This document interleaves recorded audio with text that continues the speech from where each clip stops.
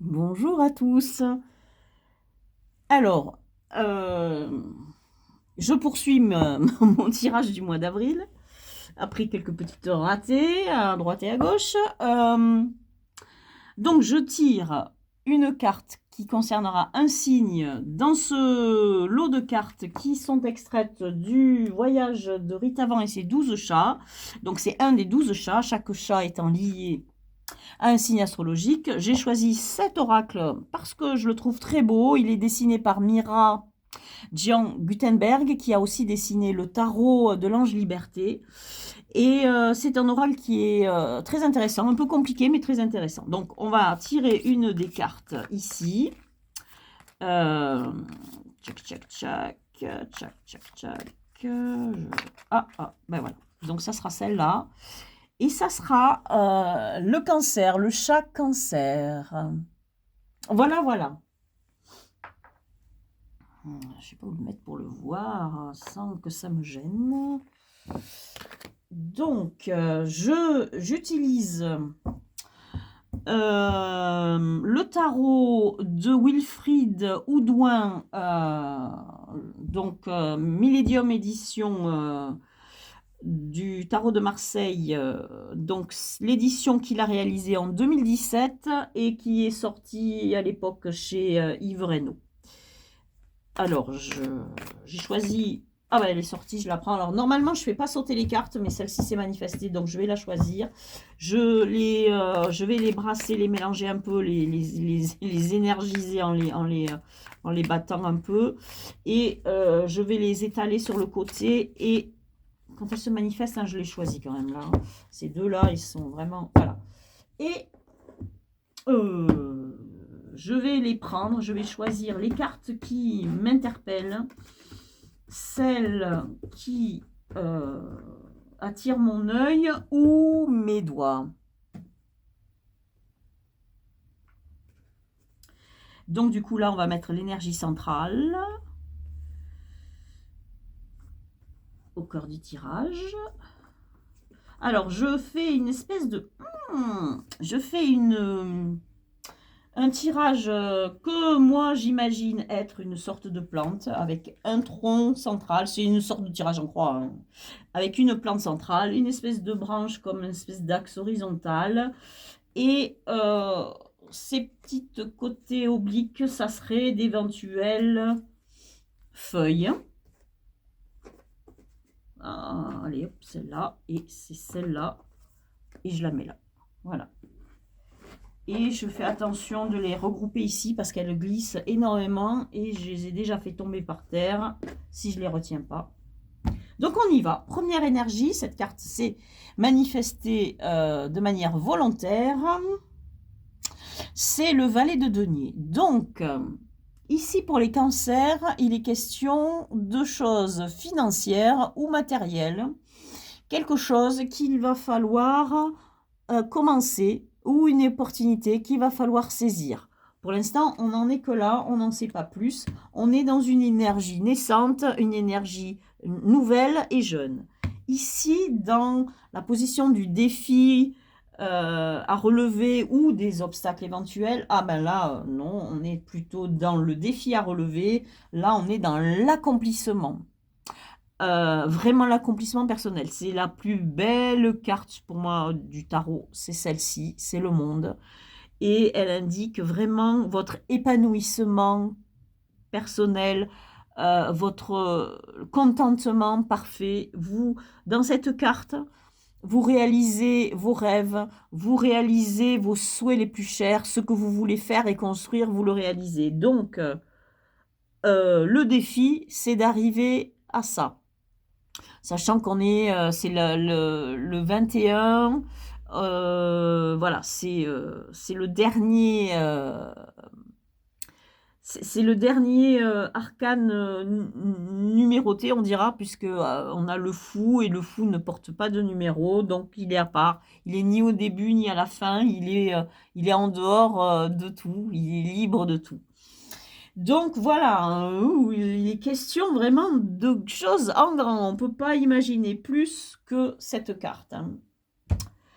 Alors, les énergies extérieures qui vont vous aider, énergies qui viennent d'ailleurs, ou enfin, en tout cas, en dehors de vous. On a le 9 de bâton. Alors, c'est très bien le 9 de bâton. Le bâton, on est dans les énergies créatrices. Par exemple, cette énergie qui fait qu'on a envie de créer une entreprise, par exemple, elle est liée au bâton. Par exemple, hein. Un projet vraiment dans une création, mais qui n'est pas artistique. Puisque les créations artistiques, moi, je les classe plutôt dans les coupes parce que tout ce qui touche à l'art, c'est infiniment lié au côté du monde des émotions, que ce soit pour les gens qui reçoivent l'art, que ce soit pour ceux qui l'expriment. Donc là, ici, on serait plutôt dans une énergie qui est assez aboutie, c'est-à-dire qu'on n'est pas dans le... On n'est pas dans le 10, qui est le summum, mais qui est aussi la fin d'un cycle. On est dans un aboutissement quasi au maximum. On n'est pas à la perfection. La perfection, c'est le 10. Mais là, on y est presque. Donc, dans le Rider-Waite, on a une énergie différente. Mais cette énergie vraiment du 9 de bâton, elle nous pousse à, à dépasser vraiment nos limites pour créer hein, cette entreprise. Hein. Il y a un cap vraiment énorme, un coup de rein à donner. Cet accomplissement, il arrive quand même c'est le fruit de beaucoup d'efforts qui vont vous prendre beaucoup d'énergie, justement. Alors, sur quoi vous allez vous reposer, par exemple, de vos qualités ou des choses que vous avez en vous, des forces, des énergies qui vous soutiennent. On a le 10 d'épée. Alors, vous allez, le 10 d'épée, dans le tarot de Marseille, ça n'est pas le 10 d'épée du Rider-Waite. Dans le Rider-Waite, on a en gros quelqu'un qui est à terre avec 10 épées qui se sont plantées dans son dos et qui va revivre, mais en tout cas, il est très très mal en point. Mais dans le tarot de Marseille, non, on n'a pas cette notion-là. Quand on est dans les épées, on est à quelque chose qui touche à l'esprit, mais pas au spirituel, hein, à l'esprit. Donc la réflexion, etc., etc. Et ici, alors, bon, on va la mettre de ce côté parce que, bon, Wilfried Oudouin, lui, il considère qu'elle est dans ce sens. Bon. On a deux épées qui sont grises et pas rouges comme dans les autres épées de la série numérale des épées. Donc on est à fond dans l'esprit, puisque le gris, c'est l'esprit, la couleur qui est liée à l'esprit et à la réflexion. Et alors que la spiritualité, c'est le jaune, hein, c'est le doré hein, les autres épées sont rouges, c'est-à-dire dans l'action. Là, on n'est pas dans l'action, mais on est dans l'aboutissement. Encore une fois, on a beaucoup de cartes qui sont liées à l'aboutissement. Alors là, on n'y est pas tout à fait, mais on y est presque hein, dans la création.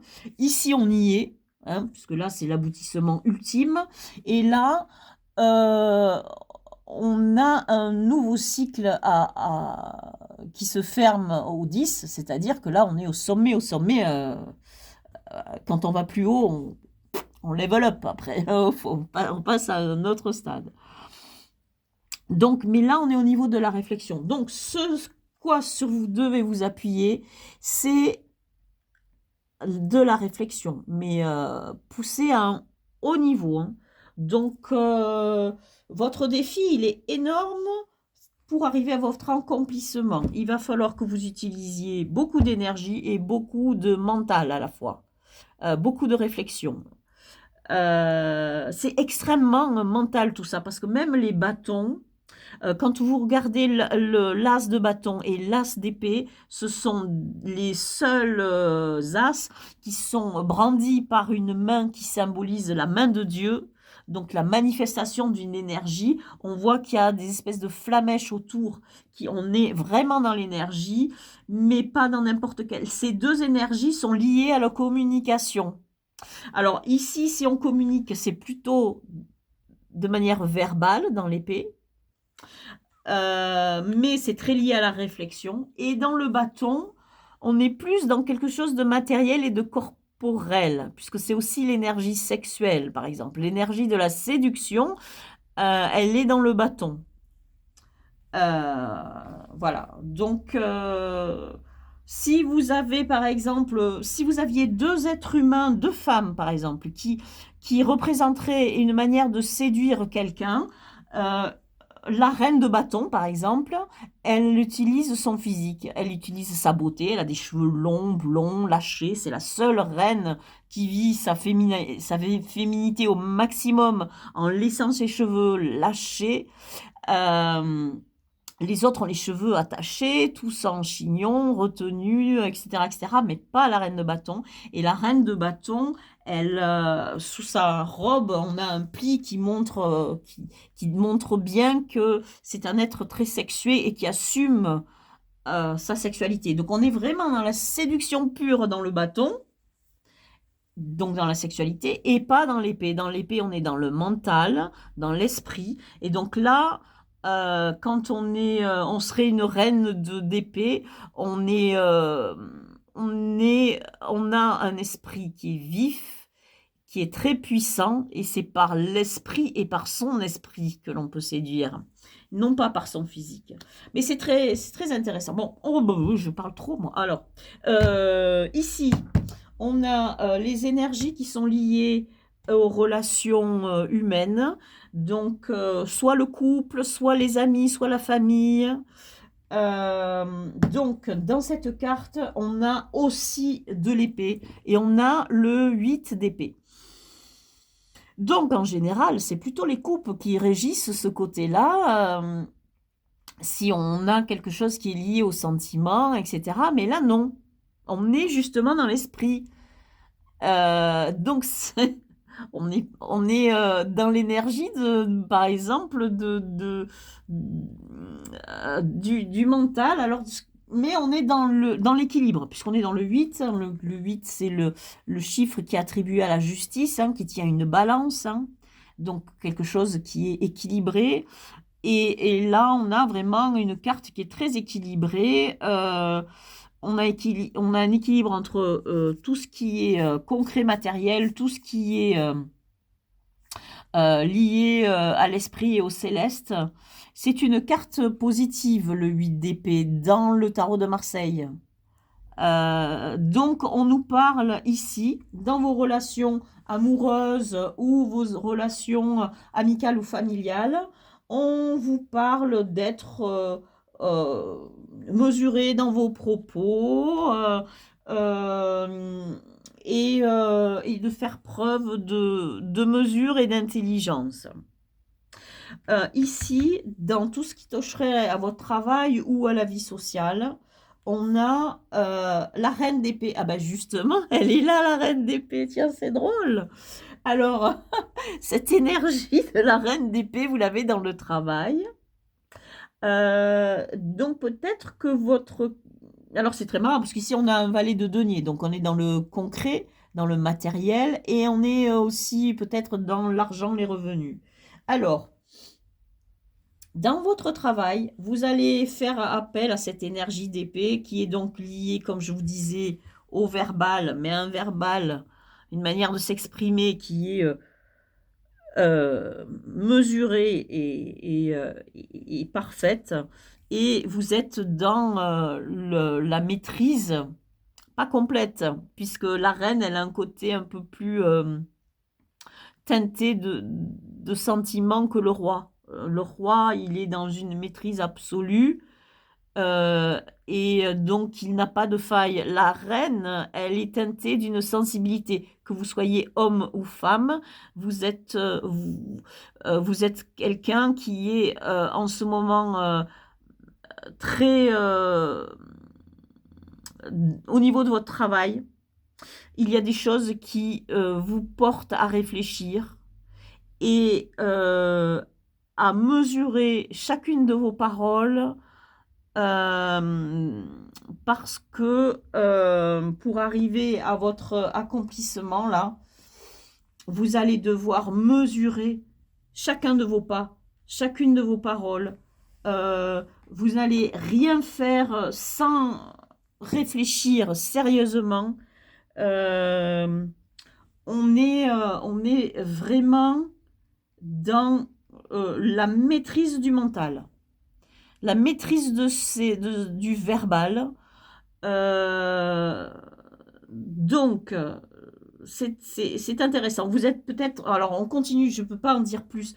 Il faut que je tire cette carte centrale là que j'ai cachée et que je dois montrer. On est dans le 2 de denier. Alors, la carte centrale, c'est la carte qui est au cœur du jeu. Et là, il est question d'argent ou de matériel. On est dans le 2 de denier. Ce 2 de denier nous indique que il y a quelque chose qui doit germer dans la matière. Le 3 de denier étant le moment où ces deux commencent à apporter du fruit et on a un chemin qui se trace. Là, le chemin n'est pas tracé. On est encore dans un domaine où on pèse le pour, le contre, où on réfléchit encore à savoir comment s'engager matériellement. Mais on a quand même le début de quelque chose qui s'annonce. Donc, cette carte confirme celle-ci. En plus, il y a 2 deniers sur celle-là aussi, c'est assez marrant. Donc, ces 2 cartes se complètent. On est dans le matériel, on est dans le concret. Donc, la chose qui est au cœur de ce tirage est liée à votre situation matérielle ou financière. Elle est liée à quelque chose que vous allez entreprendre et que vous allez devoir créer quelque chose, peut-être au niveau de votre travail, pour vous accomplir. Alors, est-ce que vous allez devoir monter une entreprise? Est-ce que vous allez, vous allez devoir, en tout cas pour vous accomplir, vous allez devoir agir dans la matière au point que c'est un boulot, c'est un vrai boulot. Donc vous avez l'énergie ici, cette reine dans le travail, et vous avez ici une énergie d'énergie créatrice entrepreneuriale, on dira, qui est au-dessus de vous. Donc vous vous sentez à peu près cette énergie-là, elle n'est pas encore sortie. Hein. On n'y est pas. Hein. C'est là où vous devez tendre. Hein. Mais dans votre vie intérieure, vous avez le 5 de coupe. Alors, vous avez de la coupe donc, dans votre vie intérieure ou spirituelle. Alors, cette carte du 5 de coupe, elle est magnifique. Alors, le 5, je rappelle, de coupe, je la différencie du Rider-Waite, hein, le tarot de Marseille. Il y a la numérologie dans le 5. On sort de soi-même, on sort de la matière et on va vers un autre niveau. Alors, au niveau de la matière brute, qui est symbolisée par le 4. Le 4, c'est la stabilité, c'est la matière. On a un 5e élément qui arrive. Cet 5e élément, c'est l'esprit. Et le 5 signifie l'esprit qui rentre dans la matière. Et au niveau personnel, c'est le moment où on sort de soi-même pour s'épanouir dans le monde. On a une séparation. Le 5, c'est cette carte de séparation. Toutes les numéros de 1, 2, 3, 4 vous concernent vous. Tout ce qui est après le 5 concerne votre place dans le monde ou avec les autres. En tout cas, il y a comment dire, il y a un stade supérieur, il y a un level up. On passe à un niveau supérieur à partir du 5. Parce que ce supplément d'âme là fait que, hop, on passe à autre chose. Par exemple, le 6, c'est le chiffre de l'harmonie et de la beauté surtout. Donc, on passe à des valeurs beaucoup plus hautes. Et là, vous êtes dans votre vie intérieure, quelque chose se passe au niveau de votre vie sentimentale ou des choses qui vous tiennent à cœur. Il y a quelque chose. Et cette 5e coupe qui est l'élément qui va tout faire basculer, c'est à mon avis cette chose en plus qui vous tient à cœur et qui va vous conduire et qui va vous guider pour arriver vers cet épanouissement. Donc, vous avez plusieurs choses. Vous avez, le tarot vous dit que vous allez devoir réfléchir, vous allez devoir investir beaucoup d'énergie pour ce projet, etc. Mais au niveau de votre cœur, il va se passer quelque chose comme une espèce de révélation, quelque chose qui va quelque part vous tomber dessus, comme une espèce de révélation, et c'est de cette 5e coupe dont vous allez vous servir pour arriver vers votre accomplissement. On a ici, symboliquement, dans cette carte du 5, deux plantes.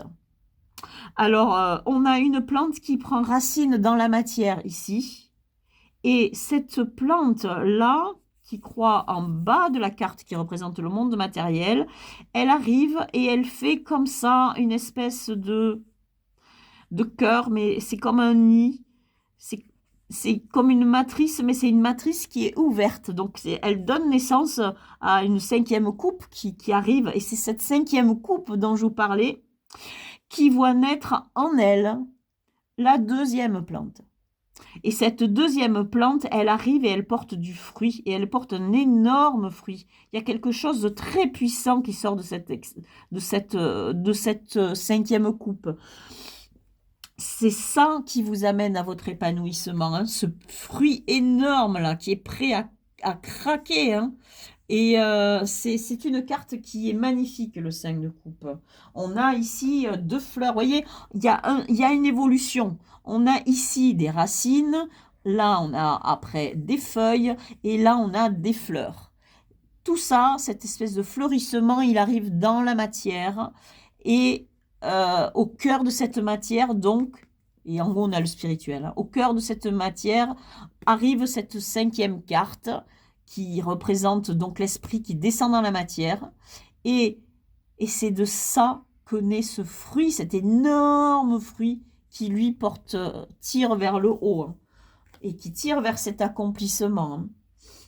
On a ici une carte qui nous amène vers un aboutissement possible, une direction vers l'avenir, et on a la tour qui nous indique que vous allez connaître un bouleversement. Et c'est ce bouleversement qui vous amènera à cet aboutissement. Mais cette maison Dieu, en fait, la tour nous représente nous. Elle représente un peu notre ego qui est décapité. Vous voyez, paf, la tour là, elle a une couronne. La couronne, elle saute. Donc, il y a quelque chose que vous allez comprendre, qui va vous ébranler au niveau de votre ego, au niveau de votre image personnelle, et cet ébranlement va vous permettre d'accéder au soleil. Cette énergie, elle descend pas du soleil, hein, dans le tarot de Marseille. Cette énergie, elle monte vers le ciel, elle monte vers le divin. Ce soleil, il représente le divin et le monde divin. Donc, et ces petites boules, elles symbolisent une énergie qui, au contraire, descend du divin, comme des cadeaux, en fait.